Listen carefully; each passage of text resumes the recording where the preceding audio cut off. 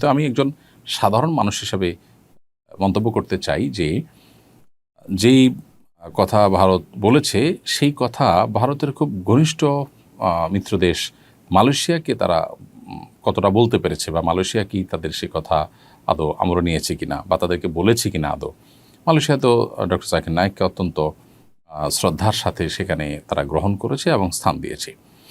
তো এখান থেকে পরিষ্কারভাবে বোঝা যায় যে বাংলাদেশ দীর্ঘদিন পর্যন্ত যে নতজানু পররাষ্ট্রনীতি বাংলাদেশে চর্চা হয়ে আসছে, এই রকম আবদার করাটা সেটারই ফলশ্রুতি। তা না হলে পাল্টা আরেকটি প্রশ্ন করা যায় যে বাংলাদেশের সাবেক ফ্যাসিস্ট সরকারের যে প্রধানমন্ত্রী ছিলেন তিনি এখন ভারতে আছেন এবং তার নামে তা মামলা হয়েছে, বিচার চলছে। ভারতের কি উচিত না তাকে বাংলাদেশের হাতে তুলে দেওয়া?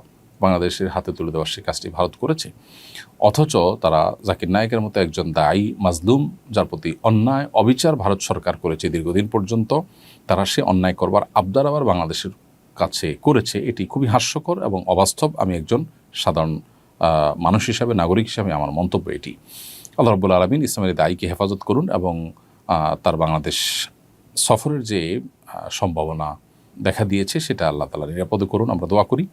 এবং এ বিষয়ে সংশ্লিষ্ট যারা আছেন প্রত্যেকেই অবশ্যই তার সফরের নিরাপত্তার বিষয়টা নিয়ে ভাববেন এবং পরিকল্পনা করবেন এবং যথাযথ পদক্ষেপ গ্রহণ করবেন। কিন্তু কোনোভাবেই ভারত সরকারের এই দাবি অন্তত গ্রহণযোগ্য না। এটা খুবই হাস্যকর দাবি বলে আমি মনে করি। তারা যেটা নিজেরা করছেন না সেটা অন্যদের উপরে চাপাতে চাচ্ছেন এবং দীর্ঘদিন পর্যন্ত পররাষ্ট্র নীতিতে আমাদের যে নতজানু পররাষ্ট্রনীতি বিশেষ করে বিগত 15-16 বছর যাবত আমাদের দেশে চর্চা হয়েছে, সেটার কারণে তারা এরকম আমাদের কাছে আবদার করবার সাহস করেছে।